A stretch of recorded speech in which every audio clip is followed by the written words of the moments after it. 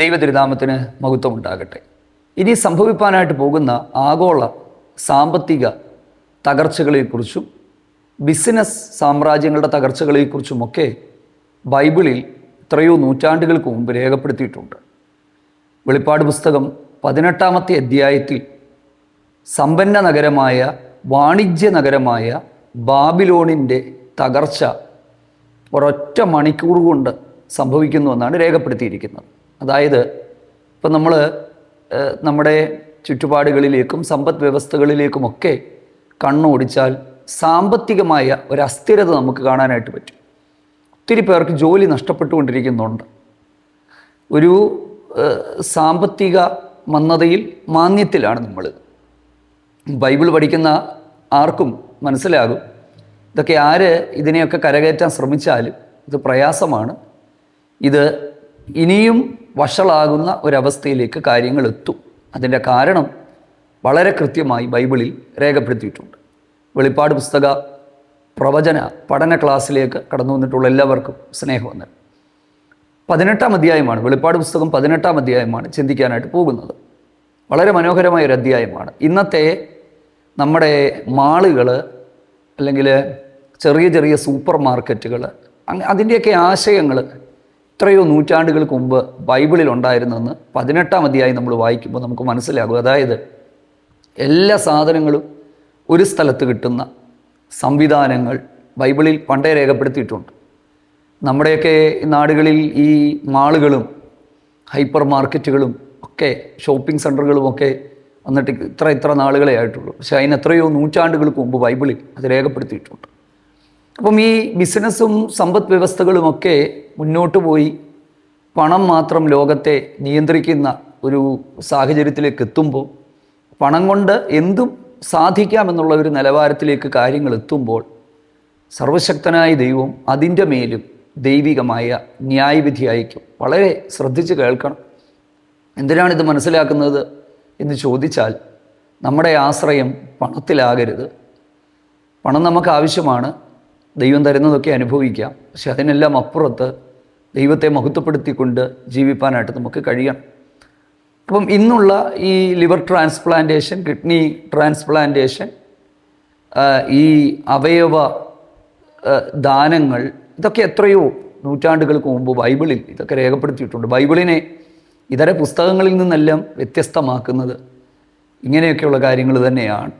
കാരണം ഇത് ദൈവത്തിൻ്റെ പുസ്തകമാണല്ലോ. അപ്പം വെളിപ്പാട് പുസ്തകം 18-ാമത്തെ അധ്യായം വാണിജ്യ ബാബിലോണിൻ്റെ തകർച്ചയാണ്. 17-ാം അധ്യായം ഒരു ക്ലാസ്സിൽ 17-ാം അധ്യായത്തെക്കുറിച്ച് നമ്മൾ ചിന്തിച്ചിട്ടുണ്ടായിരുന്നു. ഇന്ന് 18-ാമത്തെ അധ്യായമാണ്. ഒരു മുഖവുരയാണ് ഈ 18-ാമത്തെ ഈ അധ്യായത്തിൻ്റെ. അപ്പം ഈ ബാബിലോൺ എന്ന് പറയുന്ന ഈ ഒരു പട്ടണത്തിൻ്റെ നാശം, ഈ പട്ടണം എന്ന് പറയുന്നത് ഒരു വലിയ ബിസിനസ് സെൻ്ററായിട്ടാണ് പറയുന്നത്. ഭൂമിയിലെ സകല രാജ്യങ്ങളെയും പ്രത്യേകിച്ച് സമുദ്ര വ്യാപാരത്താൽ സമ്പന്നമാക്കിയ ബാബിലോൺ, എല്ലാ തരത്തിലുമുള്ള വിൽപ്പനകളും കച്ചവടങ്ങളുമൊക്കെ നടന്ന ഈ ഒരു ബാബിലോൺ. അപ്പം ഈ ഒരു ബാബിലോണിനെ നിമിഷങ്ങൾ കൊണ്ടാണ് ദൈവം എടുത്ത് സമുദ്രത്തിൽ കളഞ്ഞത്. അതെന്താണ്, എന്തായിരിക്കാം എന്നൊക്കെയുള്ളത് നമുക്ക് ചിന്തിക്കാം. നമ്മളിത് വെറുതെ കേട്ട് മനസ്സിലാക്കി പോവുക എന്ന് മാത്രമല്ല, നമ്മുടെ ജീവിതവുമായിട്ട് ബന്ധപ്പെട്ട് പ്രാക്ടിക്കൽ ലൈഫിലേക്ക് നമ്മൾ കൊണ്ടുവരിക എന്നുള്ളതാണ്. നമ്മുടെ തിരുവചന ധ്യാനവും സമയങ്ങളുമെല്ലാം ഉദ്ദേശിക്കുന്നത് കുറച്ച് ഇൻഫർമേഷൻ നമുക്ക് കിട്ടുക എന്നുള്ളതല്ല, അത് നമ്മുടെ ജീവിതവുമായിട്ടൊന്ന് റിലേറ്റ് ചെയ്ത് ദൈവഭയത്തിൽ മുന്നോട്ട് പോകുവാനും നമ്മുടെ കാഴ്ചപ്പാടുകളെയൊക്കെ ദൈവവചനാടിസ്ഥാനത്തിലൊന്ന് ക്രമീകരിക്കുവാനുമാണ്. അപ്പം ഈ 18-ാമത്തെ അധ്യായത്തിൽ നമുക്കൊരു ബാബിലോണിയ പട്ടണത്തെ നമുക്ക് കാണാനായിട്ട് പറ്റും. ഈ പട്ടണം സകല ധനവാന്മാരും സമ്പന്നന്മാരുമെല്ലാം ബിസിനസ് ചെയ്ത്, ബിസിനസ് സെൻറ്റർ, ആഗോള ബിസിനസ്സിൻ്റെ കേന്ദ്രമായി ഈ ബാബിലോൺ മാറുന്നതായിട്ട്, അല്ലെങ്കിൽ ഈ ബാബിലോണിനെയാണ് കാണിക്കുന്നത്. അതിൻ്റെ നാശമാണത്. അത് എന്താണ്, എങ്ങനെയുള്ളതാണ് എന്നുള്ളത് നമുക്ക് പോകാം. അപ്പം ഇവിടെ വരുന്ന ഒരു ചോദ്യം എന്ന് പറയുന്നത് 2 തരത്തിലുള്ള സംശയമാണ് പൊതുവേ ഉള്ളത്. വ്യത്യസ്തമായ അഭിപ്രായങ്ങളുമുണ്ട്. അതായത്, ഒന്ന്, ഈ മഹാനഗരമായ ബാബിലോൺ ഈ നമുക്കറിയാം പുരാതന ബാബിലോൺ ഇന്നില്ല. തൽസ്ഥാനത്ത് അത് പണിത് ആസന്ന ഭാവിയിൽ ഒരു ബിസിനസ് സെൻ്ററായി മാറ്റപ്പെടും. അതായത് ഈ ബാബിലോൺ എന്ന് പറയുന്ന വെളിപ്പാട് പുസ്തകം 18 ബാബിലോൺ ആക്ഷരിക നഗരമാണെന്ന് ഒരു നല്ല പങ്ക് ആളുകൾ അഭിപ്രായപ്പെടുമ്പോൾ, മറ്റു ചിലർ അഭിപ്രായപ്പെടുന്നത് ഇതൊരു കാൽപ്പനിക നഗരമാണ്, അതായത് ആക്ഷരികമല്ല, ഇനി അത് പണിയത്തില്ല. അഥവാ ഏതെങ്കിലുമൊക്കെ സ്ഥലം ചൂണ്ടിക്കാണിച്ചതാണെന്ന് പറഞ്ഞാലും അങ്ങനെയല്ല, ആഗോള സാമ്പത്തിക വ്യവസ്ഥ ആണ് ഇത് ചൂണ്ടിക്കാണിക്കുന്നത് എന്നുള്ള ഒരു അർത്ഥത്തിലാണ് ഇതിനെ എടുക്കുന്നത്. രണ്ടിലേതും ആയിക്കൊള്ളട്ടെ. ബൈബിള് മറവച്ചിട്ടുള്ള കാര്യങ്ങൾ മറയായിട്ട് തന്നെ ഇരിക്കട്ടെ. എന്തായാലും ഇന്ന് പല ആളുകൾ ഈ ബാബിലോണിയ നഗരവുമായിട്ടൊക്കെ ബന്ധപ്പെട്ട് നിങ്ങൾ ഇൻ്റർനെറ്റിൽ സെർച്ച് ചെയ്താൽ ഒത്തിരി അഭിപ്രായം നിങ്ങൾക്ക് കാണാൻ പറ്റും. ഞാൻ ആ വ്യത്യസ്തമായ അഭിപ്രായങ്ങളൊന്നും നിങ്ങളോട് പറയുന്നില്ല. എനിക്ക് നിങ്ങളോട് പറയാനുള്ള ഒരു കാര്യമെന്ന് പറയുന്നത്, ഇന്ന് ഉള്ള സമ്പദ് വ്യവസ്ഥകളെ ദൈവം ന്യായം വിധിക്കും. അതാണ് ഞാൻ പറയാനായിട്ട് ആഗ്രഹിക്കുന്നത്. അതിൻ്റെ കാരണം, പണമേ ശരണം, പണം നമ്മളെ രക്ഷിക്കും, ടെക്നോളജി മനുഷ്യനെ രക്ഷിക്കും എന്നൊക്കെ പറഞ്ഞ് മനുഷ്യൻ പണത്തിന് വേണ്ടി മാത്രം ബിസിനസ്, ഇന്നിപ്പോൾ പിള്ളേരോട് ചോദിച്ചാലും ബിസിനസ്സാണ്. ഒരു 10, 25, 30 വർഷം മുമ്പ് സ്കൂളുകളിൽ നമ്മൾ ഈ കുട്ടികളോട് എന്തായി തീരണമെന്ന് ചോദിക്കുമ്പോൾ അവർ ഡോക്ടറാകണം, എൻജിനീയർ ആകണം, പിന്നെ സർക്കാർ ജോലിക്കാരാകണം എന്നൊക്കെ പറഞ്ഞുകൊണ്ടിരിക്കും. പക്ഷെ ഇന്ന് നമ്മൾ നല്ല പങ്ക് ആൾക്കാരോട് ചോദിച്ചാലും എല്ലാവർക്കും ബിസിനസ് ഒരു ഹരമാണ്. ബിസിനസ് ചെയ്യണം. എന്തോ ബിസിനസ്സാണെന്ന് ചോദിച്ചാൽ അത് നമുക്കറിയില്ല. അപ്പം ഈ ബിസിനസ്സാണ്. അപ്പം ഇന്നും നിങ്ങൾ ശ്രദ്ധിച്ചാൽ ഈ ബിസിനസ് എന്ന് പറയുന്ന ഒരു കാര്യത്തെയാണ് ഈ എടുത്തുയർത്തിയിരിക്കുന്നത്. അതായത് ബിസിനസ് ഒരു സംഭവമാണെന്നും നല്ലതാണ്. ഞാൻ ബിസിനസ്സിനൊന്നും എതിരല്ല കേട്ടോ. പക്ഷേ ബിസിനസ് ചെയ്യേണ്ടെന്നുമല്ല. എനിക്കറിയാവുന്ന ഞാൻ തന്നെ പ്രാർത്ഥിക്കുന്ന ഒത്തിരി ബിസിനസ്സുകാരുണ്ട്. അവർക്ക് വേണ്ടിയൊക്കെ പ്രാർത്ഥിക്കാറുണ്ട്. ബിസിനസ് തെറ്റാണെന്നല്ല ഞാൻ പറഞ്ഞത്. പക്ഷേ നമ്മുടെ മുൻഗണനകളെ നമ്മളൊന്ന് പരിശോധിക്കുന്നത് നല്ലതാണ്. അതായത് ഒരിക്കലും ദൈവത്തിന് മേളിൽ ഇതെത്താനായിട്ട് ഇടയാകരുത്.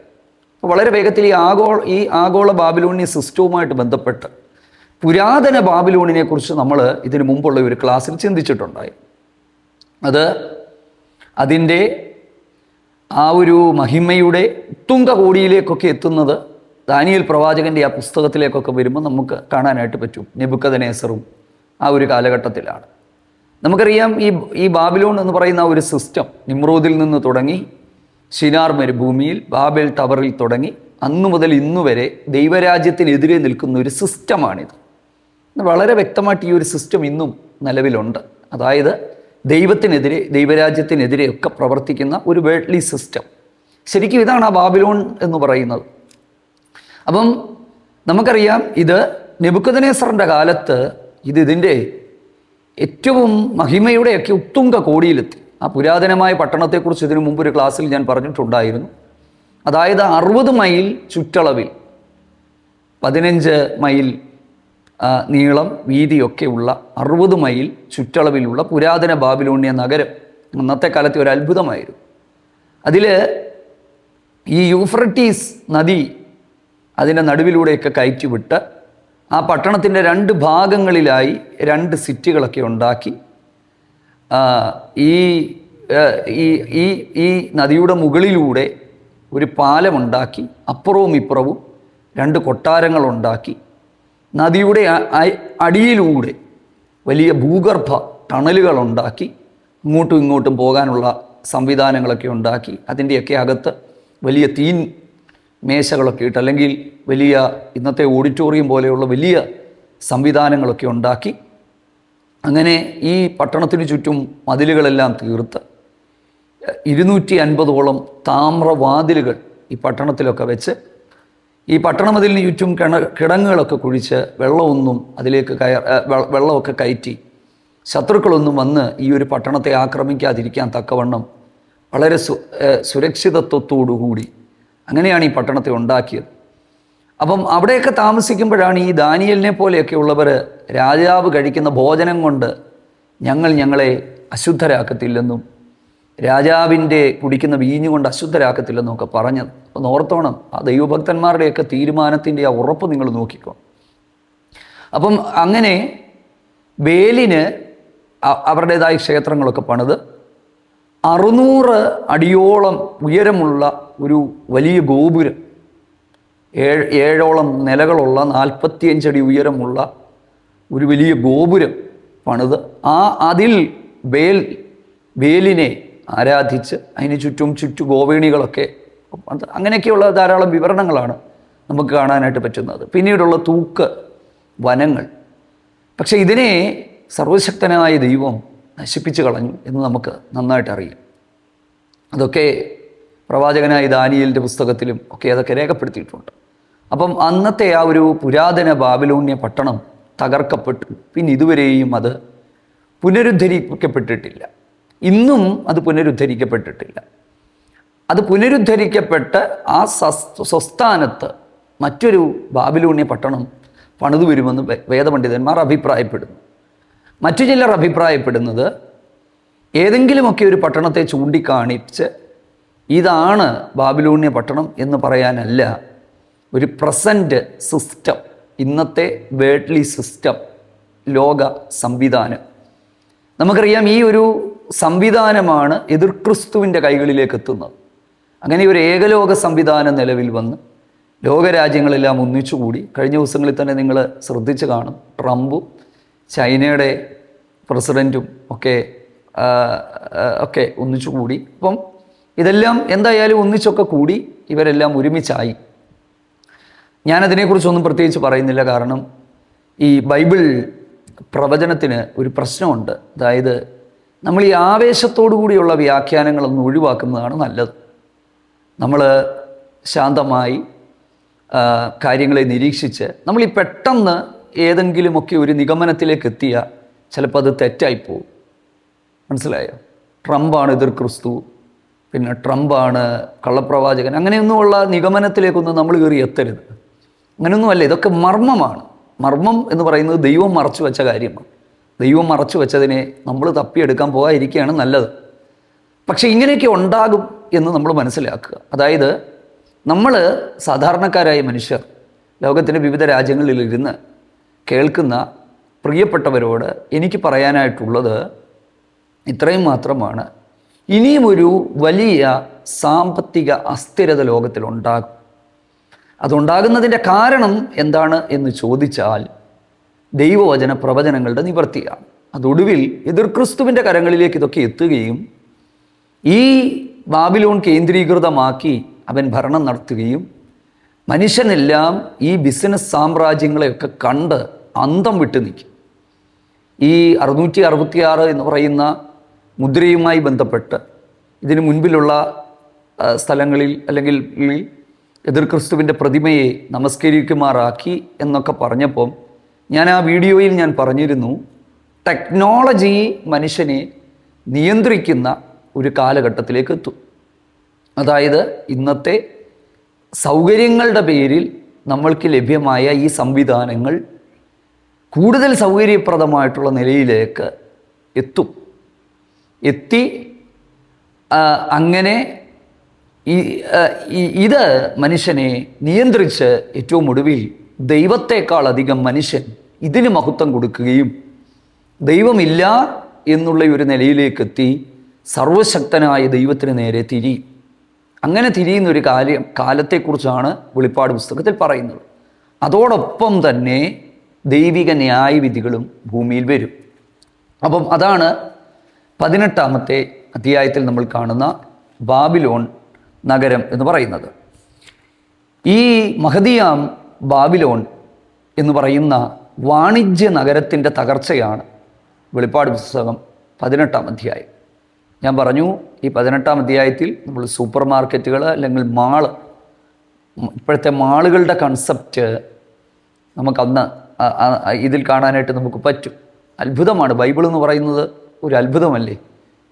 അപ്പം നമുക്ക് വളരെ വേഗത്തിൽ 1 മുതൽ 10 വരെയുള്ള വാക്യങ്ങളിലേക്ക് പോകുമ്പോൾ അനന്തരം എന്ന് പറഞ്ഞുകൊണ്ടാണ് ഇത് ആരംഭിക്കുന്നത്. അതായത് ഇതിന് തൊട്ട് പിൻപിലുള്ള മഹദിയാം ബാബിലോൺ വേശ്യകളുടെയും മ്ലേച്ഛതകളുടെയും മാതാവ് എന്ന് പറഞ്ഞ് ആ മൃഗത്തിന്മേലിരിക്കുന്ന ആ ഒരു സ്ത്രീയുടെ പരാജയവുമായിട്ട് ബന്ധപ്പെട്ട് അല്ലെങ്കിൽ അവളുടെ ന്യായവിധിയുമായിട്ട് ബന്ധപ്പെട്ട് തുടർച്ചയായിട്ടുള്ള ഒരു ഭാഗമാണ്. 17ഉം 18ഉം അധ്യായങ്ങൾ തുടർച്ചയായ അധ്യായങ്ങളാണ്.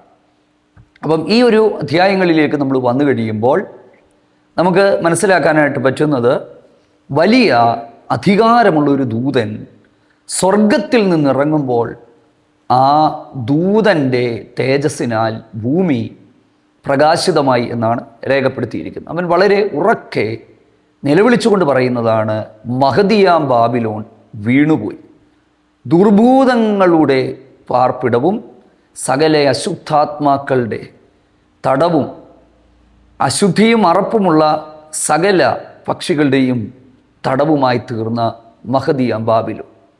ഇതേ വാക്കുകൾ പ്രവാചകനായ യെശയ്യാവിൻ്റെയൊക്കെ പുസ്തകത്തിൽ നമുക്ക് കാണാനായിട്ട് പറ്റും. അതായത് ഈ ബാബിലോൺ എന്ന് പറയുന്ന രാജ്യങ്ങളുടെ തമ്പുരാട്ടി എന്ന് പറയുന്ന കൽദയർ ബാബിലോൺ. അപ്പം ഇത് മന്ത്രവാദങ്ങളുടെയും ആഭിചാരങ്ങളുടെയും ഒക്കെ കേന്ദ്രമായിരിക്കുന്ന, ദൈവിക ആരാധനയ്ക്കെതിരായി നിൽക്കുന്ന, സകല അനീതികളുടെയും അധർമ്മങ്ങളുടെയും വിഗ്രഹാരാധനകളുടെയും ഒക്കെ കേന്ദ്രമായ ഇന്നത്തെ ഈ ഒട്ടുമിക്ക ബിലീഫ് സിസ്റ്റങ്ങളുടെ എല്ലാം വേര് എത്താൻ സാധ്യതയുള്ള ആ ഒരു ഒരു ഒരു ഒരു ബാബിലോൺ, പുരാതന ബാബിലോൺ, ഈ ഒരു ബാബിലോൺ, ആ ഒരു ബാബിലോൺ വീണുപോയി എന്നാണ് നമുക്ക് കാണാനായിട്ട് പറ്റുന്നത്. അങ്ങനെ ഭൂമിയിലെ സകല സമ്പന്നന്മാരും അവളിലൂടെ വേശ്യാസംഘം ചെയ്തു എന്നാണ് രേഖപ്പെടുത്തിയിരിക്കുന്നത്. അതിനുശേഷം നമ്മൾ കാണുന്നത് സ്വർഗത്തിൽ നിന്ന് ഒരു ശബ്ദം പറയുന്നത് ഞാൻ കേട്ടത്, എൻ്റെ ജനമായുള്ളവരെ അവളുടെ പാപങ്ങളിൽ കൂട്ടാളികളാകാതെ, അവളുടെ ബാധകളിൽ ഓഹരിക്കാരാകാതെ അവളെ വിട്ട് പോരുക എന്നുള്ളതാണ്. അപ്പം അതാണ് കുറച്ചു മുമ്പ് ഞാൻ പറഞ്ഞത്. പ്രിയരെ, ഇന്നത്തെ ഒരു ലോക വ്യവസ്ഥകളിൽ നമ്മൾ കാണുന്ന ഒരു പാപത്തിൻ്റെ ഒരു പാപം നമുക്ക് കാണാനായിട്ട് പറ്റുമില്ലേ? ഇന്നത്തെ ലോക വ്യവസ്ഥകളിലുള്ള ഒരു പാപത്തെ പച്ചവെള്ളം പോലെ കുടിച്ചുകൊണ്ട് നടക്കുന്ന ഒരു സമൂഹം. അപ്പം ഇവരുമായിട്ടൊക്കെയുള്ള ബന്ധത്തിൽ അവളെ വിട്ടുപോരാനാണ് പറയുന്നത്. അവളുടെ പാപം ആകാശത്തോളം കുന്നിച്ചിരിക്കുന്നു എന്നാണ് രേഖപ്പെടുത്തിയിരിക്കുന്നത്. ആകാശത്തോളം അവളുടെ പാപം കുന്നിച്ചിരിക്കുന്നു. അവളുടെ അകൃത്യത്തെ ദൈവം ഓർത്തിട്ടുണ്ട്. നമ്മളൊരു കാര്യം മനസ്സിലാക്കണം, ദൈവം സകല അകൃത്യങ്ങളെയും ദൈവം ഓർക്കും. യോബിൻ്റെയൊക്കെ പുസ്തകത്തിൽ നമ്മൾ കാണുന്നത് ദൈവം അത് കുറിച്ചു വെച്ചിട്ടുണ്ടെന്നാണ്, അല്ലെങ്കിൽ ദൈവം അത് കണ്ടുവച്ചിട്ടുണ്ടെന്നാണ്. അങ്ങനെയാണ് ഉപയോഗിച്ചിരിക്കുന്നത്. കണ്ടുവച്ചിട്ടുണ്ട്, അല്ലെങ്കിൽ ദൈവം അത് നോട്ട് ചെയ്തിട്ടുണ്ടെന്നാണ്. ദൈവം അത് അപ്പം അവൾ ചെയ്തതിന് പകരം ദൈവം അവൾക്ക് ഇരട്ടിയായി പകരം കൊടുത്തിരിക്കുന്നു. 7-ാമത്തെ വാക്യത്തിൽ തന്നെത്താൻ മഹത്വപ്പെടുത്തി പുളച്ചിടത്തോളം അവൾക്ക് പീഡയും ദുഃഖവും കൊടുക്കുക. രാജ്ഞിയായി ഞാൻ ഇരിക്കുന്നു, ദുഃഖം കാണത്തില്ല എന്ന് പറയും. നമ്മൾ ഈ പ്രവചന പുസ്തകങ്ങളിൽ യെശയ്യാവും ആ പുസ്തകങ്ങളൊക്കെ നമ്മൾ വായിക്കുമ്പോൾ ഇതേ കാര്യം കാണാനായിട്ട് പറ്റും. എനിക്ക് തുല്യം ഞാൻ മാത്രമാണ്. പ്രിയരെ, ഒരിക്കലും നമ്മുടെ സമ്പത്തിലോ നമ്മുടെ ആരോഗ്യത്തിലോ നമുക്ക് ദൈവം തന്ന നന്മകളിലൊന്നും നമ്മൾ അഹങ്കരിക്കരുത്. നമ്മളിതിനെല്ലാം അപാത്രരാണ്. ദൈവത്തിൻ്റെ കരുണയാണ്. പണം വേണ്ടാണെന്നോ ബിസിനസ് വേണ്ടാണെന്നോ ഒന്നുമല്ല. പക്ഷെ ദൈവം നമുക്ക് തരുന്നതിൻ്റെ എല്ലാത്തിൻ്റെ അപ്പുറത്ത് നമ്മൾ ദൈവത്തോട്, കർത്താവിനോട് നമ്മൾ നന്ദിയുള്ളവരായി നമ്മൾ ജീവിക്കുക എന്നുള്ളതാണ്. അടുത്തത്, അതുകൊണ്ട് തന്നെ മരണം, ദുഃഖം, ക്ഷാമം, ഇങ്ങനെ ഇതെല്ലാം ഒരൊറ്റ ദിവസം തന്നെ വരും. അവളെ തീയിലിട്ട് ചുട്ടുകളയും. ദൈവം ന്യായം വിധിച്ചു. ന്യായവിധിയുടെ കർത്താവ് ശക്തനാണല്ലോ എന്ന് പറഞ്ഞ് അവളുടെ പരാജയം കണ്ടിട്ട് അനേകർ ദൂരത്ത് നിന്ന് കണ്ട് കരഞ്ഞ് മാറത്തടിച്ച്, മഹാനഗരമായ ബാബിലോണേ, ബലമേറിയ പട്ടണമേ, സമ്പന്ന നഗരമേ, നിനക്കിങ്ങനെയൊക്കെ സംഭവിച്ചല്ലോ എന്ന് പറയും. പ്രിയരെ, ഞാൻ എൻ്റെ വാക്കുകൾ ഇവിടെ നിർത്തുമ്പോൾ സ്നേഹത്തോടെ ഞാൻ ചില കാര്യങ്ങൾ കൂടി ഓർപ്പിക്കട്ടെ. ഒരുപാട് പ്രിയപ്പെട്ടവർ ജോലി നഷ്ടപ്പെട്ടവരായും സാലറി കട്ട് ചെയ്തവരായും ഒക്കെ പ്രാർത്ഥനകൾക്ക് വേണ്ടി വിളിക്കുന്നുണ്ട്. എന്തായാലും ഒരു കാര്യം ഉറപ്പാണ്, ഇനിയും മുന്നോട്ടുള്ള കാലത്ത് ജീവിതം അത്ര സുഗമമായിരിക്കുകയില്ല. ഇന്ത്യയിൽ തന്നെ അറിയാം, പെട്രോളിൻ്റെ വില കൂടുന്നു, ജീവിത ചെലവുകൾ കൂടുന്നു, സാധനങ്ങളുടെ വില കൂടുന്നു. സാധാരണക്കാർക്ക് ജീവിക്കാൻ പറ്റാത്ത സാഹചര്യത്തിലേക്ക് ലോകം മാറ്റപ്പെടുകയാണ്. ഒട്ടുമിക്ക ഈ വിദേശ രാജ്യങ്ങളിലും എല്ലാം ജീവിത ചെലവുകൾ കൂടി ഒത്തിരി ബുദ്ധിമുട്ടിലേക്ക് ലോക സമ്പദ് വ്യവസ്ഥകൾ പോകുന്നു. ഭരണാധികാരികളൊക്കെ അത് മനസ്സിലാക്കി രാജ്യങ്ങളൊക്കെ അവരുടെ ചെലവുകൾ വെട്ടിച്ചുരുക്കാൻ തുടങ്ങിയിട്ടുണ്ട്. ഒരിടത്തല്ല, എല്ലായിടത്തേക്കും നമ്മൾ നോക്കാം. പക്ഷേ ഇതൊക്കെ നടന്നു പോകുമ്പോഴും നമ്മളൊരു കാര്യം ഓർക്കണം, നമ്മളെ വിളിച്ച ദൈവം വിശ്വസ്തനാണ്. പണ്ട് ദൈവം നമ്മളെ നടത്തിയില്ലേ, ആ ദൈവം മേലാലും നടത്താൻ ശക്തനാണ്. ഞാൻ വിശ്വസിക്കുന്നത്, നമുക്ക് ജീവിക്കാൻ പറ്റാത്തൊരു സാഹചര്യത്തിലേക്ക് ലോകം മാറ്റപ്പെടുന്നതിന് മുമ്പ് തന്നെ നമ്മുടെ ആത്മമണവാളനായ കർത്താവ് നമ്മളെ ഇവിടെ നിന്ന് മാറ്റും. ദൈവത്തിന് സ്തോത്രം. തൻ്റെ സഭയെ എടുത്തുകൊണ്ട് പോകും. ആ ഒരു പ്രത്യാശയും ധൈര്യവും നമുക്കുണ്ടാകും.